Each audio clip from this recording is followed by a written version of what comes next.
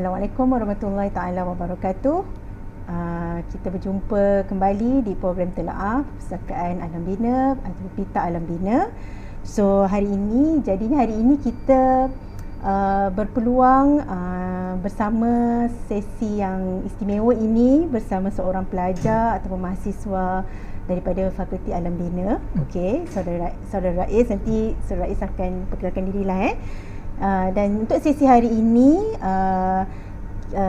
kita akan mengupas satu buku yang pada saya amat menarik dan rugi kalau pelajar tak membaca lah.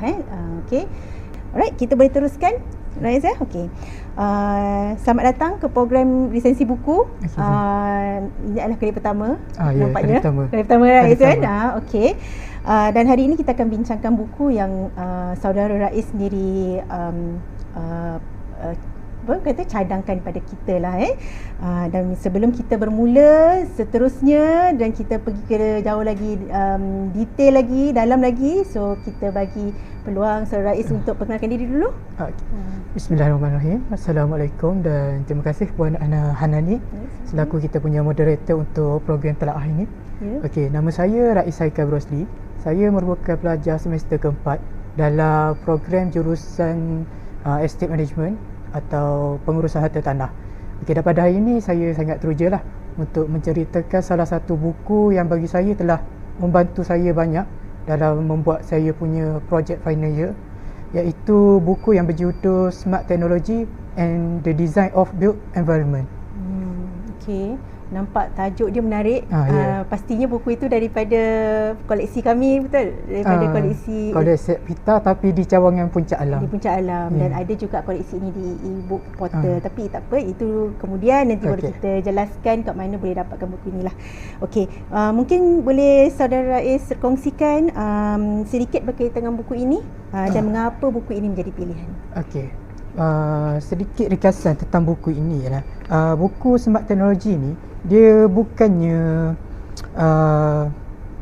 sekadar naskah transformasi industri pembinaan pada masa kini, tapi ia adalah membincangkan tentang teknologi sebagai alat semata, tetapi sebagai seperti contoh sistem robotik, bahan pita dan sistem berasaskan data. Ia mampu mengubah peranan arkitek dalam meningkatkan kualiti untuk membina bangunan pada masa sekarang. Maksudnya bukannya bergantung kepada konvensional cara yang lama, seperti contoh lakaran. Instead pada sekarang kita boleh banyak sistem macam AutoCAD yang di mana menggunakan sistem komputer untuk melakar.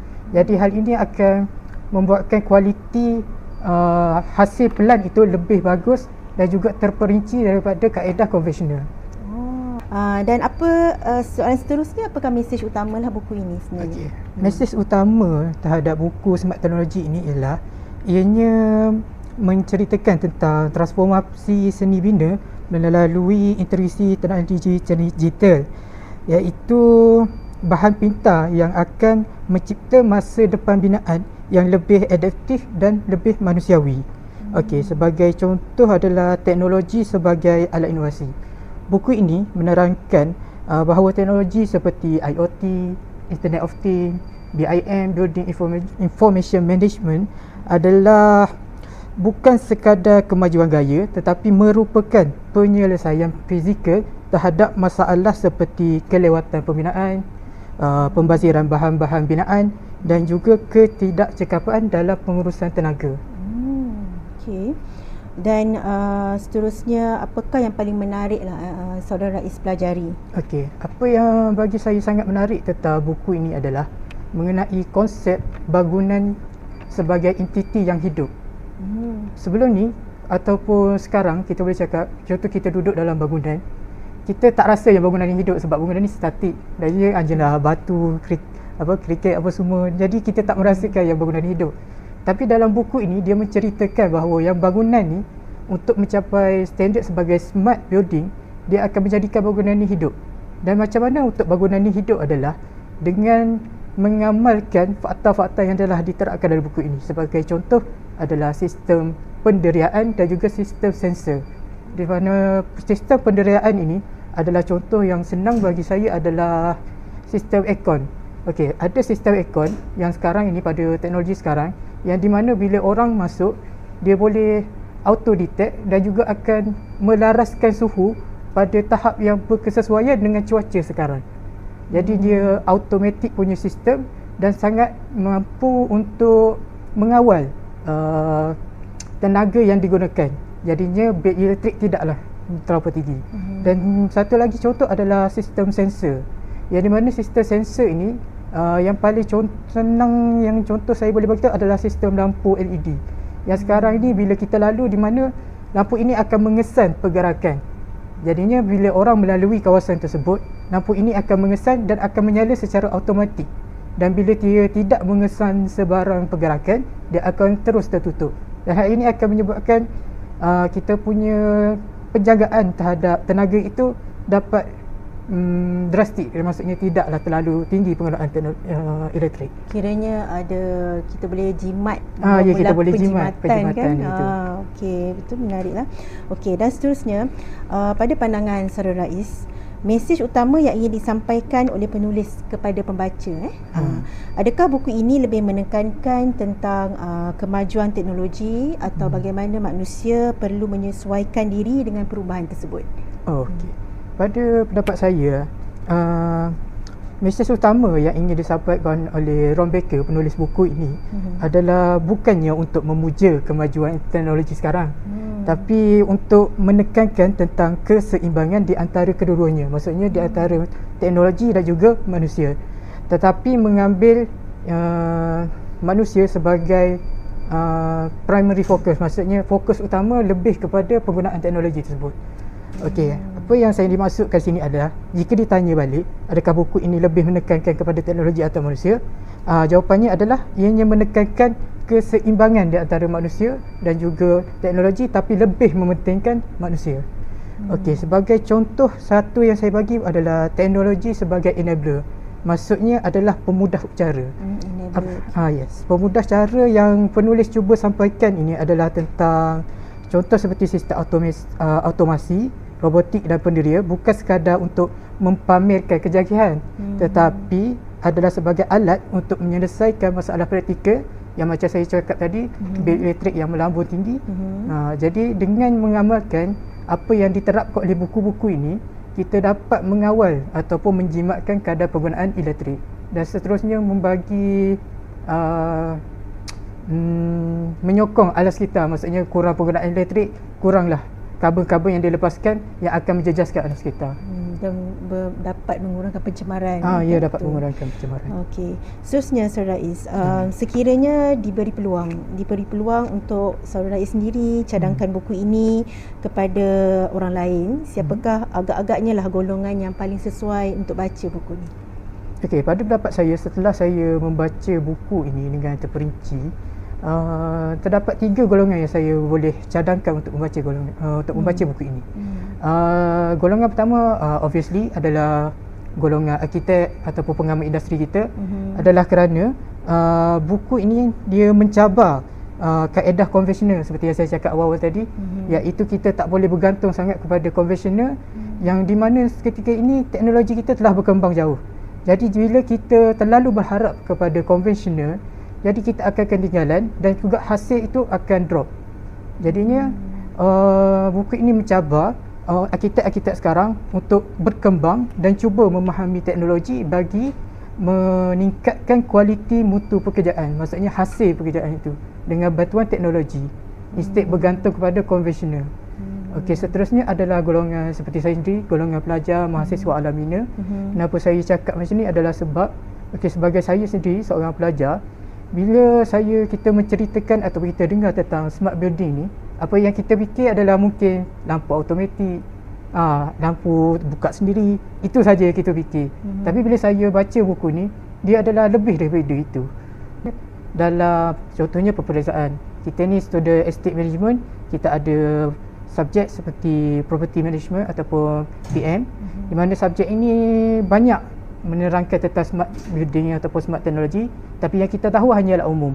Tapi bila kita membaca buku ini, kita akan lebih dapat banyak memahami, iaitu terdapat banyak lagi contoh-contoh yang lain.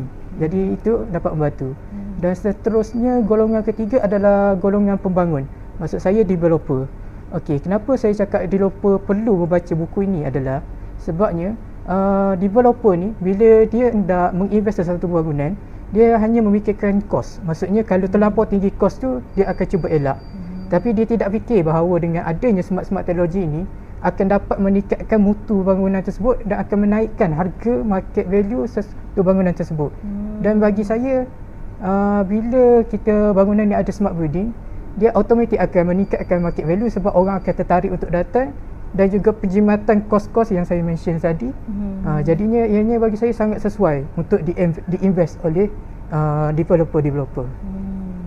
Itu saja yang paling terbaik kan. Dan kemudian sebagai seorang pelajar, bagaimana agak-agaknya Saudara Rais rasa buku ini dapat membantu pelajar? Okey, sebagai seorang pelajar, seperti yang saya cakap tadi, saya telah melakukan pada tahun ini semester 4 kami diperkenalkan dengan subjek research methodology, yang di mana kami perlu mensyorkan atau membentangkan kami punya tajuk FYP kepada kami punya supervisor. Jadi antara tajuk yang saya berkenan adalah mengenai smart technology building lah. Jadi apa yang saya dapat daripada buku ini yang bagi saya membantu sangat adalah dia memperluaskan saya punya perspektif terhadap reka bentuk sesuatu bangunan. Yang di mana reka bentuk bangunan ni bukan sekadar tentang estetika luaran, tetapi ianya merangkumi integrasi sistem teknologi yang canggih, di mana ia mengajar saya untuk berfikir secara holistik tentang bagaimana setiap elemen dalam bangunan ni boleh berfungsi dengan lebih efisien. Okey, itu. Dan seterusnya, Saudara Rais, jika dikaitkan dengan kehidupan seharian, apakah contoh penggunaan teknologi pintar yang paling hampir dengan kita? Dan bagaimanakah pembaca boleh mengaplikasikan ilmu daripada buku ini dalam pembelajaran, pekerjaan dan kehidupan harian? Seperti saya mention tadi, lampu automatik yang di mana dia mengesan pergerakan dan ianya automatik akan terbuka bila mengesan pergerakan, dan automatik tertutup bila dia tidak mengesan sebarang pergerakan. Okey, jadi untuk mengaplikasikan ilmu ini, saya akan bagikannya dalam 3 aspek seperti yang diminta. Sebagai dalam seorang pelajar, pelajar boleh mula mereka bentuk dengan memikirkan lebih kepada fungsi instead of generally open. Maksudnya lebih memahami fungsi smart teknologi punya features daripada memahami apa itu smart teknologi. Jadinya itu akan membantu pelajar lebih memahami dan sebenarnya dapat membantu mereka untuk lebih faham tentang macam mana smart teknologi ini berfungsi. Okey, dan seterusnya dalam bidang pekerjaan. Okey, dalam bidang pekerjaan ni, bagi saya yang saya ni pun masih belum lagi terlibat apa-apa. Jadi apa yang saya boleh kongsi adalah dengan pengamat Islam ni lebih terbuka dengan smart teknologi, macam yang saya cakap tadi, hasilnya akan lebih baik. Hasilnya akan lebih baik daripada bergantung pada sistem konvensional. Jadi bagi saya sangat mengesyorkan arkitek-arkitek sekarang untuk menggunakan teknologi sebaik mungkin untuk menghasilkan kualiti yang lebih bagus daripada menggunakan kaedah konvensional, iaitu kaedah lama yang bagi saya masih lagi digunakan sekarang. Dan seterusnya dalam kehidupan seharian.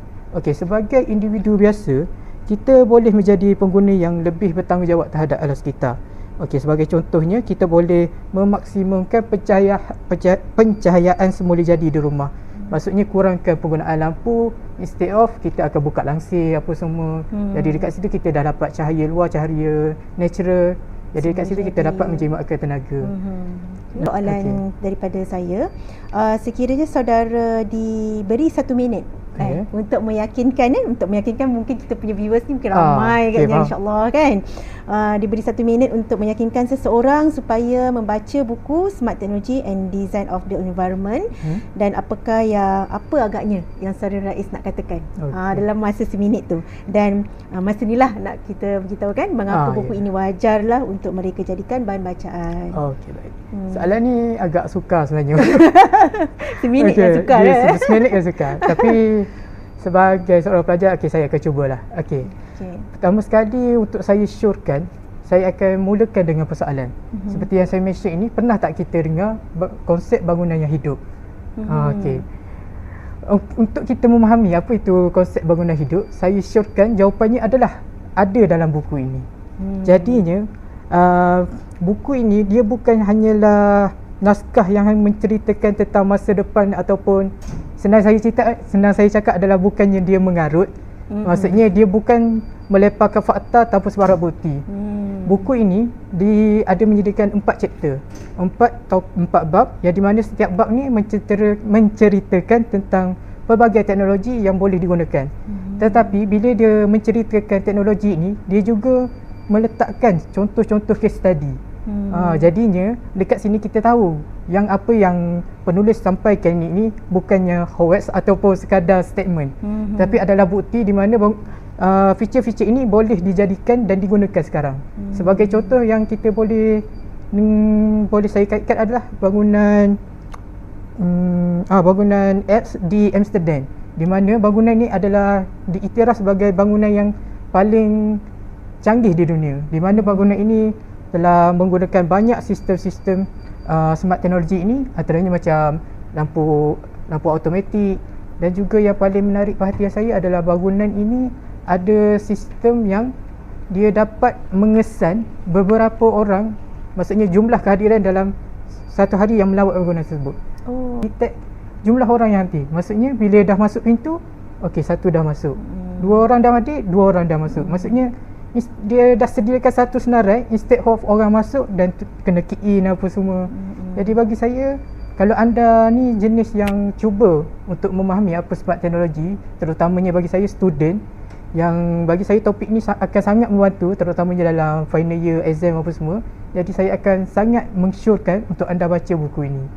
Jadi buku ini juga sebagai akhir kata saya boleh cakap adalah bacalah buku ini dan mulakan revolusi anda sendiri. Okey, itu saja daripada saya. Menarik revolusi sendiri. Itu yang mahal tu. Okey. Jadi terima kasih atas perkongsian yang pada saya sangat menarik. Setakat ni program telaah yang seronok kita kupas lah. Ini antara buku yang sangat menarik, telah dikupas oleh Saudara Rais, pelajar daripada Fakulti Alam Bina, dan khusus kepada pengurusan harta tanah kan, pengurusan harta tanah. Betapa sepatutnya memang fakulti patut banggalah kita ada seorang pemata yang bakal dilahirkan, insya-Allah. Insya-Allah. Okey. Dan diharapkan perkongsian ini dapat memberi inspirasi kepada semua pembaca dan pelajar-pelajar untuk menerokai ilmu baharu dan memanfaatkan sumber yang disediakan di perpustakaan. Dan pada siapa-siapa yang berminat untuk membaca buku ini, buku yang telah pun Saudara Rais kupas pada hari ini, anda semua boleh melayari portal Permata sistem perpustakaan kita. Okey, dan boleh dapatkan buku ini, cari saja, buat carian tajuk buku dan akan dapat format e-book dan terus boleh bacalah, download dan baca. Okey, dan terima kasih banyak-banyak Saudara Rais atas, dan insya-Allah kita akan jumpa lagi di mungkin program yang akan datang. Insya-Allah. Okey, jangan segan insya-Allah. Okey, terima kasih semua. Terima kasih kepada semua yang menonton. Assalamualaikum warahmatullahi taala wabarakatuh.